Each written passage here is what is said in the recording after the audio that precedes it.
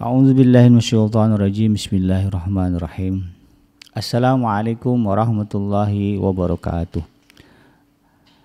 Alhamdulillahirabbil alamin wa bihi nasta'in ala umuri dunya waddin wassalatu wassalamu ala asrafil anbiya'i wal mursalin sayyidina Muhammadin wa ala alihi wa ashabihi ajma'in.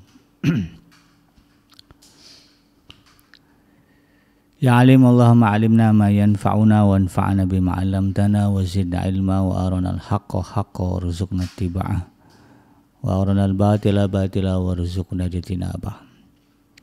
Rabbi shrah li sadri wa yassir li amri wa hlul 'uqdatam min lisani yafqahu qawli. Rabbana innana amanna faghfir lana dzunubana wa qina adzabannar. Allahumma ighfir lil muslimin wal muslimat fi Filistin wa fi kulli makan. Allahumma ansur ikhwanana al muslimin wal mujahidin fi Filistin wa fi kulli makan. Allahumma rzuqna imaman adilan amin ya rabbal alamin, amma ba'd.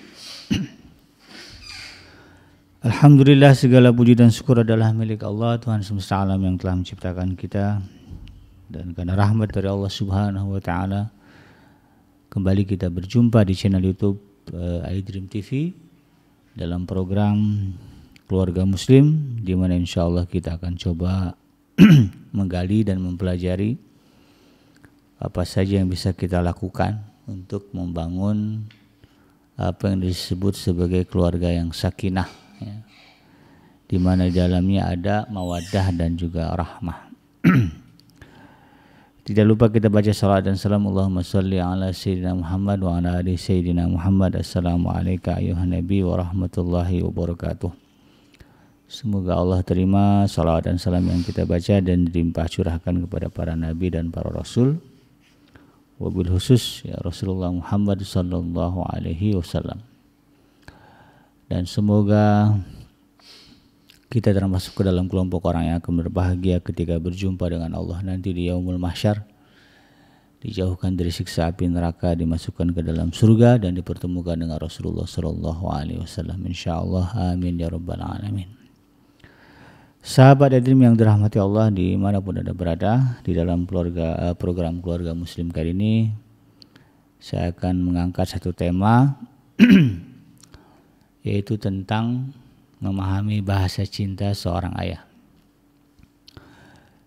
Tema ini penting karena pada hari ini atau juga mungkin ya di hari-hari sebelumnya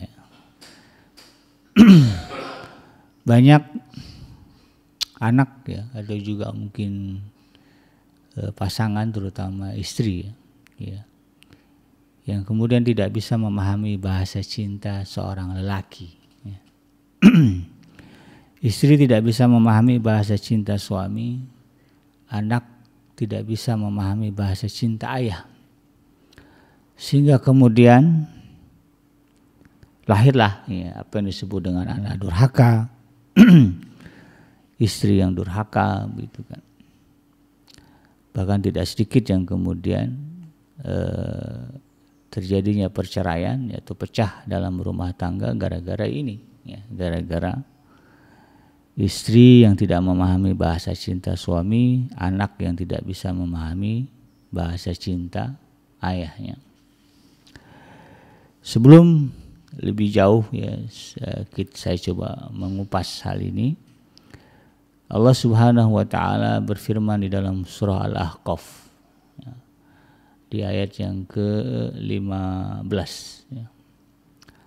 Ayat ini masyhur kan, di dalamnya ada doa yang biasa dibaca atau dianjurkan dibaca ketika seseorang sudah mencapai usia 40.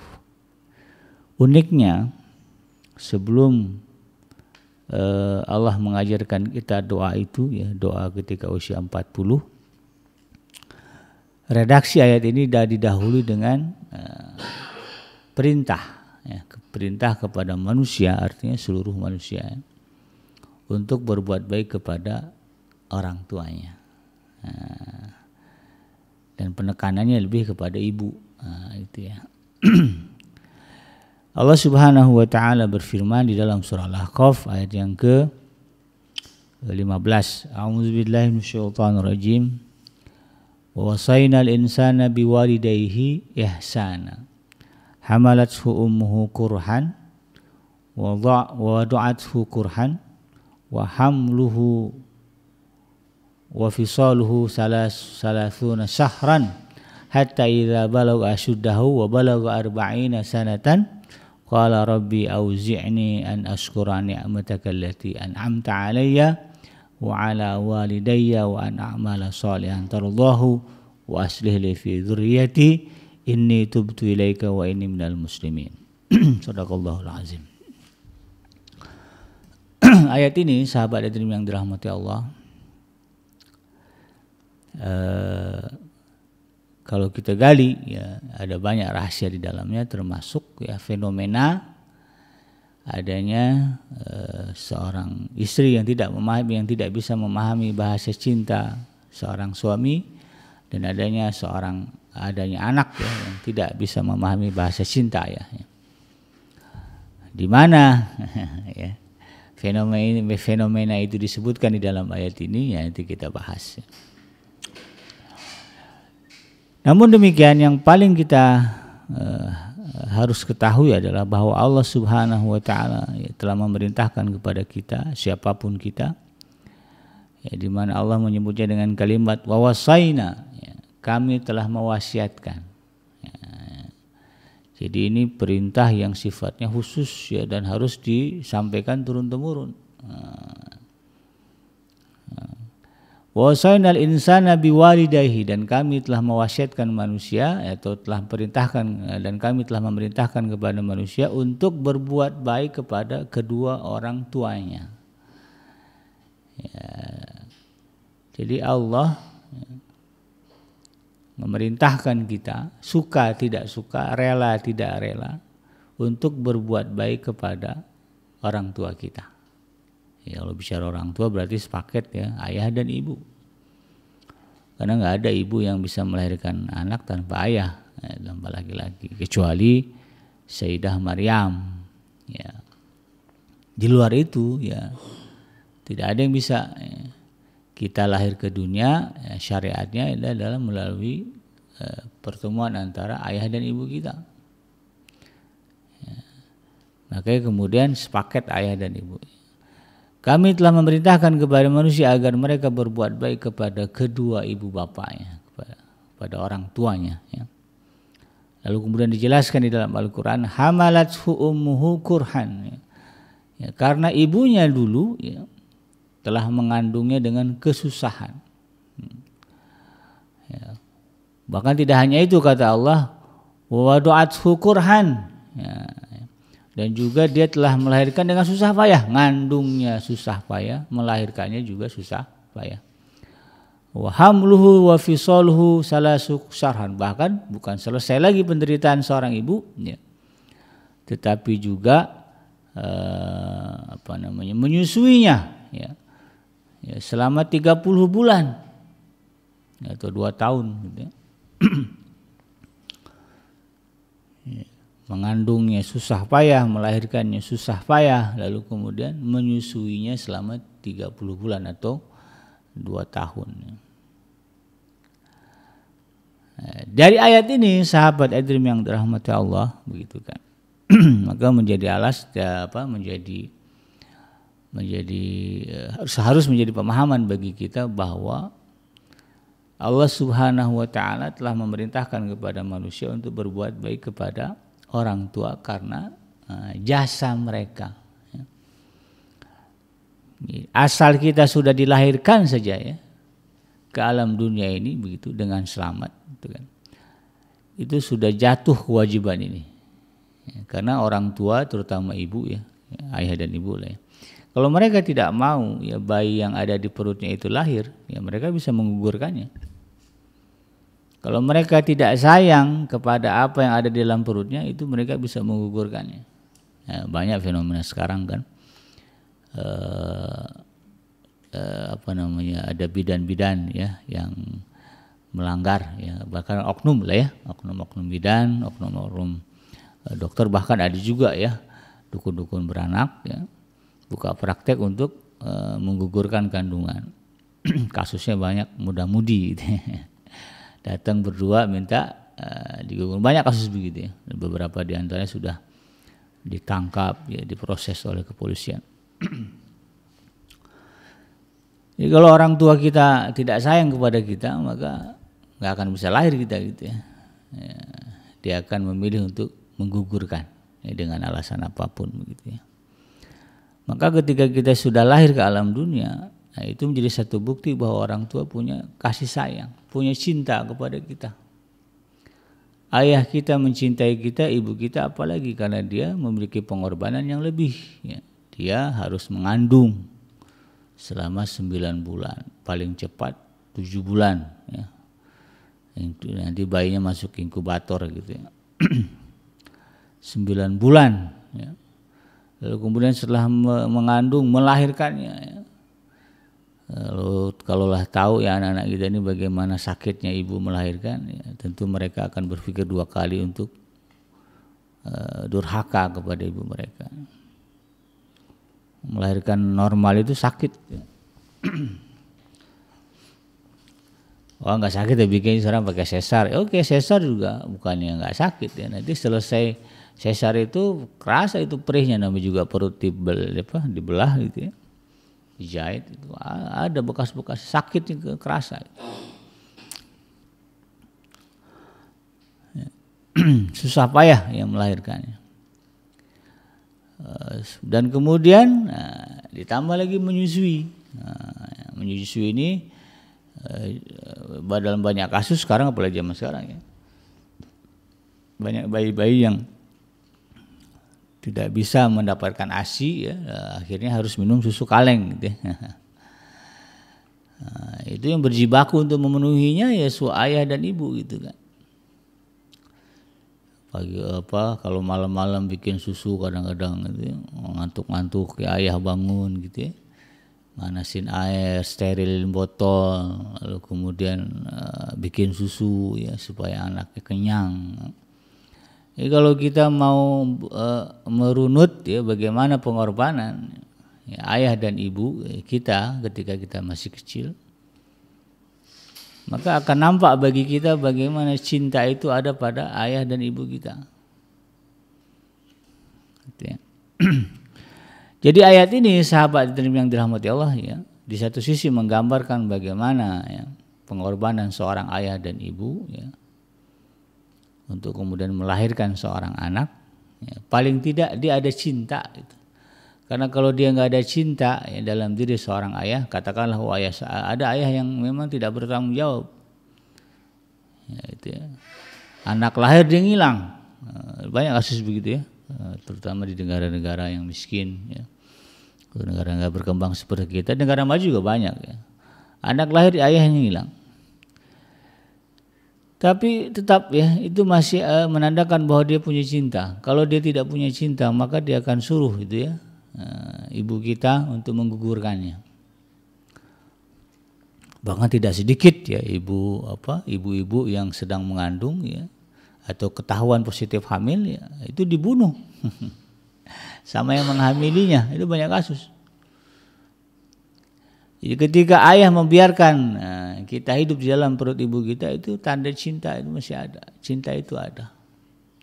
Dan karena itu kemudian Allah Subhanahu wa taala mewasiatkan kita ya, agar kemudian berbuat baik kepada ibu dan bapak.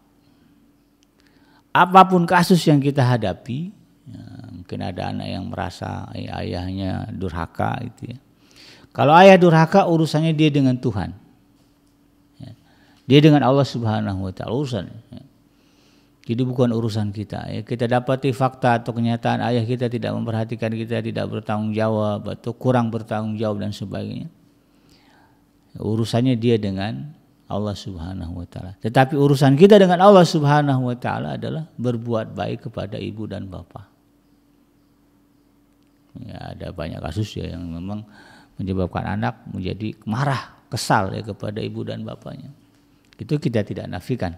Maka dalam hal ini saya tegaskan ya, sebagaimana disebutkan di dalam surah Al-Ahqaf ayat yang ke-15 ini ya, orang tua yang tidak bertanggung jawab, orang tua yang membuat anak marah, yang mengabaikan tanggung jawabnya, bahkan ya nauzubillah ada yang sampai mencoba membunuh gitu ya.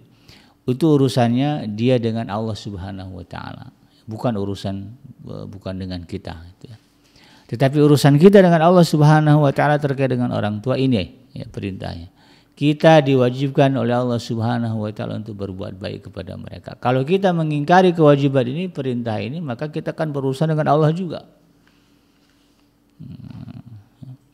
Repot ya. Daripada kita berurusan dengan Allah gara-gara orang tua, maka patuhi saja ayat ini, sami'na wa ta'na. Bahwa kita wajib berbuat baik kepada ibu dan bapak kita karena Allah ya. Ya syukur-syukur di dalamnya ada rasa cinta dan sayang. Ya orang tua saya ini dari kecil dia mencurahkan kasih sayang gitu kan. Dia bertanggung jawab sepenuhnya sampai saya bisa jadi sarjana, bisa cari uang, apalagi yang begitu gitu ya. Nah, ada tambahan itu ya luar ya alhamdulillah ya. Tapi kalaupun tidak sampai ke sana, ya orang tua kita hanya menjadi wasilah kita lahir ke alam dunia, setelah itu kemudian kita dibesarkan orang lain namanya ya. Anak yang harus merasakan yang tidak merasakan kasih sayang ibu kandung, ayah kandung, tetapi kemudian dibesarkan oleh orang lain. Ada kasus-kasus begitu banyak gitu ya. Dalam hal ini ya tetap Allah Subhanahu wa taala memerintahkan kita untuk berbuat baik kepada ibu dan bapak ya, kepada bapak dan ibu ya. Terlebih kepada ibunya gitu ya. Nah, di dalam ayat ini ya, juga terkandung ya satu rahasia sebetulnya di mana ya, ketika Allah memerintahkan kita manusia berbuat baik kepada ibu dan bapak kita, ya, ini ada pesan tersembunyi gitu ya. Ya, pesannya itu tadi bahwa ya, kenapa kita harus berbuat baik kepada ayah dan ibu kita? Karena memang di dalam diri mereka ada cinta kepada kita. Nah, terbaca atau tidak cinta orang tua kita, Allah sudah menekankan itu ada. Bahwa orang tua kita, ibu dan bapak kita itu punya cinta kepada kita. Walaupun kita tidak bisa membacanya, tidak bisa memahami. Bahkan kita mengatakan dia tidak punya cinta misalnya. Ya, dia nggak mencintai saya sebagai anaknya. Tidak terbaca oleh kita gitu kan. Nah, kalau kembali kepada ayat ini menjadi satu penekanan kenapa Allah memerintahkan kita wajib untuk berbuat baik kepada ibu dan bapak kita, karena memang dalam diri orang tua kita itu ada cinta yang mungkin ya karena keterbatasan mereka kemudian tidak bisa menyampaikan bahasa itu dengan baik ya, sehingga kemudian anak tidak bisa membaca. Dari situlah kemudian muncul fenomena ya anak-anak ya yang kemudian merasa orang tua mereka tidak mencintai mereka. Ya, bahkan kalau kita mau tes begitu, kalau ada orang anak nanya ke orang tuanya, ya, ibu ya, atau bapak, mama, bapak gitu, umi, abi, gitu, sebetulnya umi dan abi, papa dan ayah ini cinta nggak sih sama saya sebagai anak? Itu dia akan ketawa, bukan ketawa, mungkin dia akan marah dengan pertanyaan itu. Karena pertanyaan itu adalah pertanyaan yang konyol bagi orang tua, bahkan cenderung sebagai hal yang menyinggung. Karena logikanya kalau orang tua nggak cinta, kita nggak akan lahir gitu aja. Kalau kita masih ada mempersoalkan orang tua saya itu cinta nggak sama saya, atau suami ya istri kepada suami itu saya itu cinta nggak sebenarnya. Kalau dia nggak cinta kepada kita sebagai anak atau sebagai istrinya, nggak akan ada namanya rumah tangga, nggak akan ada namanya anak. Jadi ketika orang tua, ayah kita masih berjuang, berjibaku, ya, dia tidak jahat, ya, tidak berbuat jahat dalam artian memukul, gitu ya, dalam artian bahkan dalam pukulan seorang ayah, ya, di situ juga ada kasih sayang, ada cinta sebetulnya, karena tidak mau anaknya kemudian menjadi anak yang durhaka gitu kan, anak yang jahat. Berapa banyak orang tua orang-orang sukses hari ini yang dulunya ya, dia mendapatkan pendidikan yang keras dari ayahnya dan pada akhirnya mereka mengakui karena itulah dia menjadi orang sukses begitu kan. Walaupun tidak benar ya ayah mendidik anak dengan cara yang keras, dengan cara memukul begitu ya. Karena pada hakikatnya di dalam Islam dalam hadis-hadis ya, cara keras itu tidak dibenarkan syariat kecuali dalam kasus-kasus tertentu gitu kan. Kalaupun ingin memukul anak bukan area-area yang berbahaya, ya, bukan wajah, ya, bukan perut, bukan dada, ya. Tapi bagian tapak tangan atau tapak kaki saja. Itu area di bawah betis lah. Ya. Itu pun juga bukan dengan kebencian, ya, tapi dengan rasa ingin mendidik saja. Ya, kalau bicara begitu ya. Tapi banyak kasus ya orang tua yang melampaui batas. Nah, itu urusan dia dengan Allah Subhanahu Wa Taala. Nah kemudian ya sahabat Adrim yang dirahmati Allah ya. Kalau kita kembali ke dalam surah Al-Ahqaf ini ada ayat yang menyebutkan bahwa ya, di dalam ayat ini disebutkan ada doa yang diajarkan di mana doa itu meminta kepada Allah agar kemudian kita ini diilhamkan ya. Diilhamkan cara ya, rasa bagaimana mensyukuri nikmat dari Allah Subhanahu Wa Taala ya, atas kehidupan yang diberikannya, gitu kan. Dan ada kalimat yang penting di sini ya, yaitu waslih li fidri. Doanya begini lengkapnya, Rabbi auzi'ni, ya, wahai Tuhanku, tunjukilah aku ya, Rabbi auzi'ni an ashkura ni'mataka allati an'amta alayya ya. Tunjukilah kepadaku cara bagaimana aku bisa mensyukuri ya, nikmat yang telah Engkau berikan kepada aku. Kita minta kepada Allah agar kita dijadikan hamba yang bersyukur begitu kan. Wa ala walidayya ya. Dan juga bagaimana kita bisa berterima kasih kepada orang tua kita ya, atas kebaikan-kebaikan orang tua kita. Ya. Wa na'mala sholihan tardhah, dan tunjukkan juga ya bagaimana cara kemudian dengan itu saya bisa menjadi orang yang suka berbuat baik ya, beramal saleh. Nah, ada kalimat yang penting di sini ya, waslih li fi dzurriyyati. Nah, ya Allah ya, perbaikilah ya, atau berikanlah kebaikan kepadaku dan fi dzurriyyati ya, di dalam keturunanku. Nah, ini sebetulnya yang saya sebut tadi ya menjadi satu pesan tersembunyi tentang adanya fenomena anak-anak ya, yang kemudian tidak bisa membaca, memahami bahasa cinta orang tua. Maka di sini kita ya sebagai orang tua, sebagai ayah ya, ketika kita sudah berusia 40 tahun ya, maka rutinlah membaca doa ini, karena di dalam doa ini ada permohonan di mana kita dihindarkan ya, atau diperbaiki kondisi kita ketika kita mendapati situasi di mana anak-anak kita kemudian tidak bisa memahami bahasa cinta dan dia punya kesimpulan bahwa kita ayahnya ya, tidak mencintai dia, ayahnya tidak memahami dia, ayahnya tidak memberikan kasih sayang sebagaimana yang dia harapkan. Nah, ini yang kita minta kepada Allah Subhanahu Wa Taala agar kemudian anak-anak kita tidak terjerumus ke dalam hal tersebut. Dalam bahasa yang mudah ya, kita minta kepada Allah agar dia ya, menjadikan anak-anak kita bisa membaca, membuka ya, mata hatinya terbuka ya, matanya terbuka bagaimana dia bisa memahami cinta kita seorang ayah kepada mereka. Ya, karena memang secara psikologi ya sahabat Adrim yang dirahmati Allah, begitulah ya, bahasa jiwa seorang ayah. Jadi dalam banyak penelitian ya, bahasa cinta seorang ayah memang susah ya, sulit untuk dipahami. Kadang-kadang bahasa cinta seorang suami, seorang ayah ya, seorang suami kepada istri, seorang anak ya, seorang ayah kepada anak-anak mereka, ini memang ya, agak-agak sulit dipahami ya.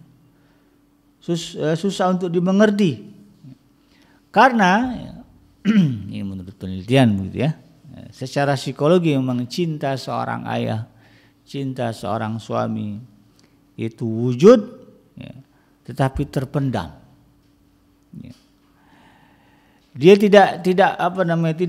tidak mewujud dalam perilaku keseharian, kadang-kadang tidak terlihat dalam karena kalau orang cinta gitu kan, harusnya kalau bahasa istri ya harusnya kalau yang ngasih bunga gitu ya, mengucapkan I love you ya, begitu gambarnya. Itu kalau orang anak gitu, seorang anak ya harusnya ngasih uang jajan sering-sering gitu ya.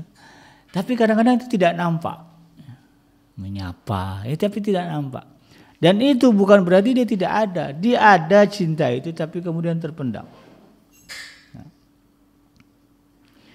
Cinta seorang ayah atau cinta seorang suami ada di alam maya itu, di alam yang tidak nyata, gitu kan?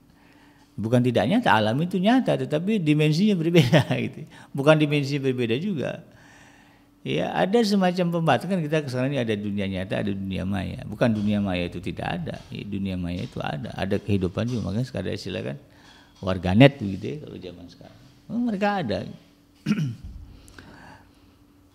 Dia ada di alam maya berbicara dengan bahasa yang asing, ya, yang karena kemudian tidak mampu ya diungkapkan oleh para ayah.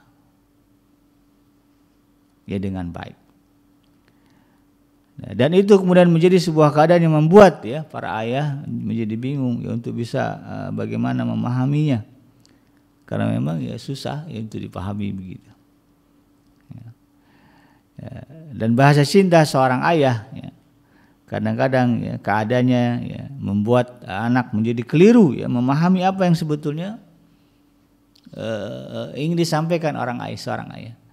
Atau kadang-kadang seorang ayah menjadi bingung ya bagaimana menyampaikan rasa cinta dalam bahasa mereka sehingga kemudian ya, sampai kepada anak dalam bentuk sesuatu yang memenuhi kebutuhan mereka.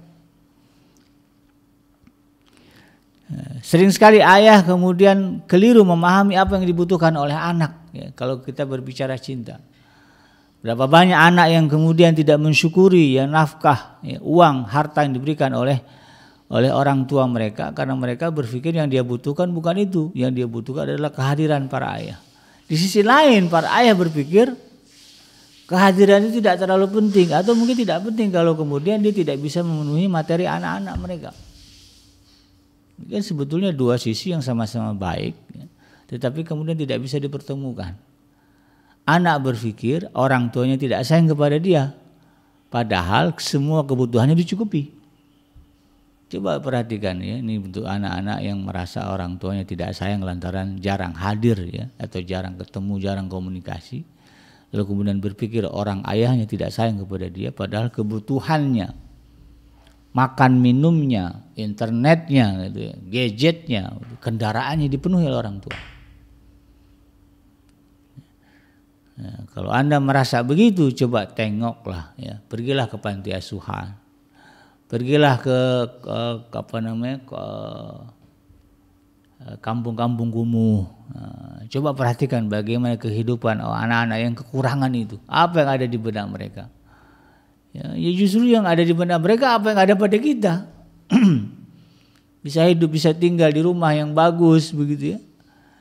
Bisa punya kendaraan sendiri, makan cukup, itu yang mereka harapkan dari orang tua mereka.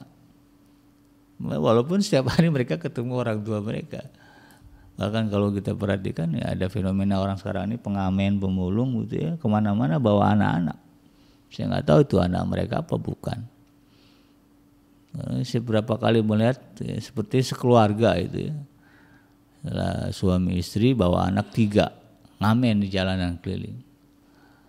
Nah, kalau ditanya sama anaknya yang dia inginkan, ya apa yang ada pada kita?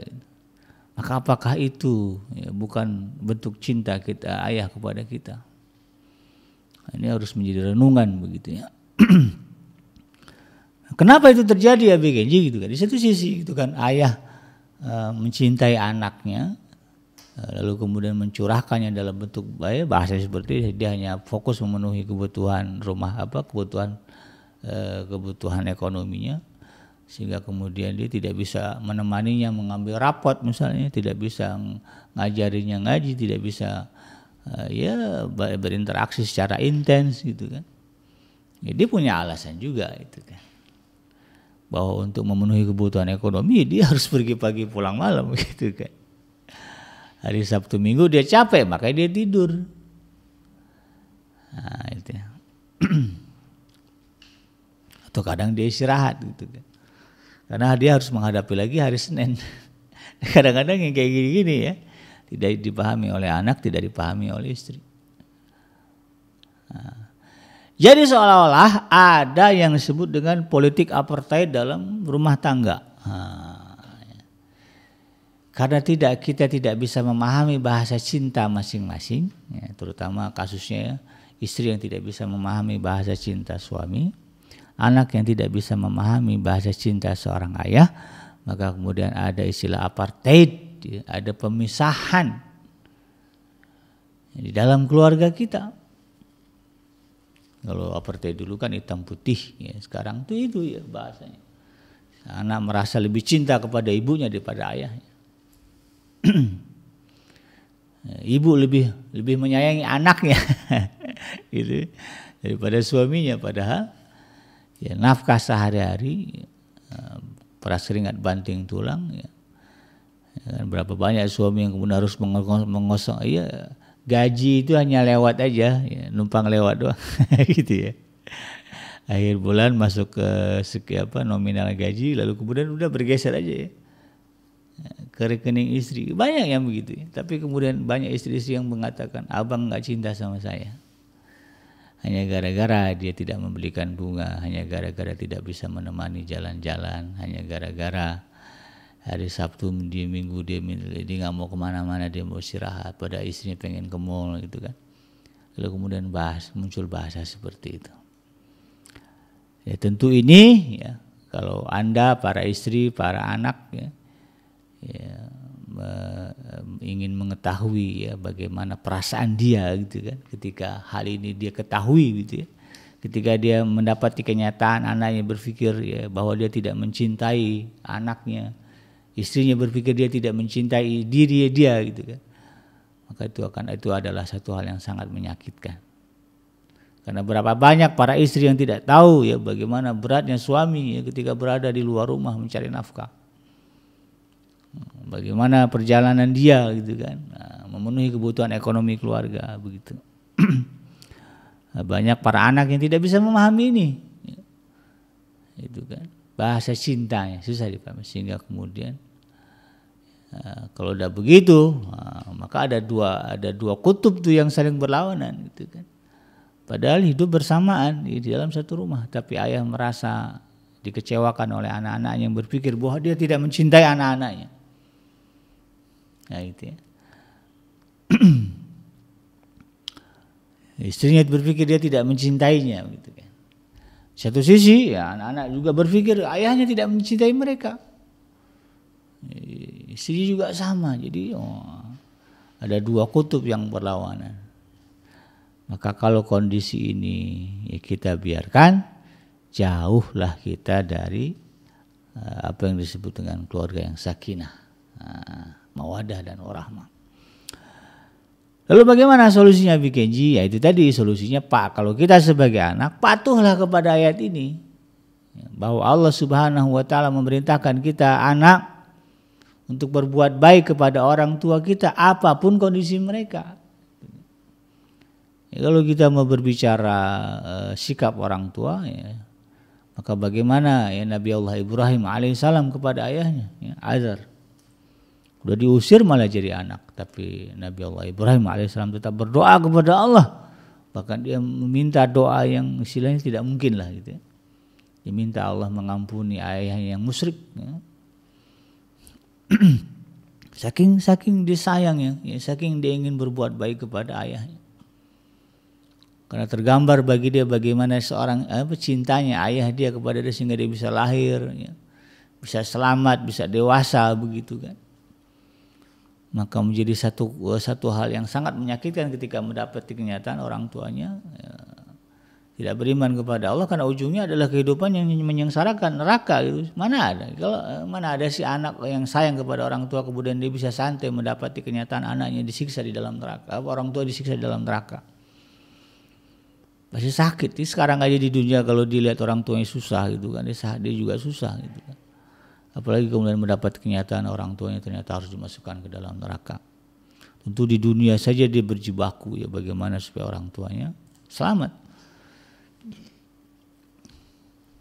Itu Nabi Allah Ibrahim diusir, udah nggak diakui anak itu sama orang tuanya, ya sama ayahnya, sama Azar ini. Tapi beliau tetap patuh kepada ayat ini, berbuat baik kepada orang tua. Maka kita sebagai anak ya, pertama pahami perintah ini, bahwa Allah memerintahkan kita untuk berbuat baik kepada ayah kita. Kalau kita sebagai istri, ya karena ada juga ayat-ayat yang mengatakan ya, istri yang baik adalah yang mematuhi suaminya itu. Selagi dia tidak memerintahkan kita di dalam kemaksiatan, maka ya lakukan itu perintah Allah Subhanahu wa taala itu kan. Taat ya, taat kepada suami itu kan. Anak juga sama ya, taatlah kepada orang tua. Kemudian barulah ya, dalam rangka ya memahami bahasa cinta ya. Kalau kita merasa suami saya ini cinta nggak sama saya, atau anak merasa bapak itu cinta nggak sama saya, dalam rangka memahami itu, coba renung-renungkan. Nah, ya, banyaklah berpikir lebih mendalam, lihat realita kenyataan yang ada, gitu kan. Ya, kalau anak, coba saya bisa segede gini, ya bisa pakai baju, bisa sekolah, gitu kan, bahkan ada motor, ya. Kalau bukan karena cinta orang tua, cinta ayah kepada saya, karena apa lagi gitu ya. Ini wujud bahwa orang tua kita cinta kepada kita. Gitu ya. Ini yang kemudian kita harus pahami. Suami ya istri juga begitu, ya paham betul gitu kan. Realita yang ada ya, kita dikasih rumah walaupun kontrak misalnya. Ya pakaian dipenuhi, ya, makan ada gitu kan. Ya kalau itulah ya yang masih dirasakan ya, maka insya Allah ya itu satu bukti bahwa suami kita ya, atau ayah kita ya, mencintai kita. Cuman dia nggak bisa lebih-lebih aja gitu ya untuk menjabarkan rasa cinta itu.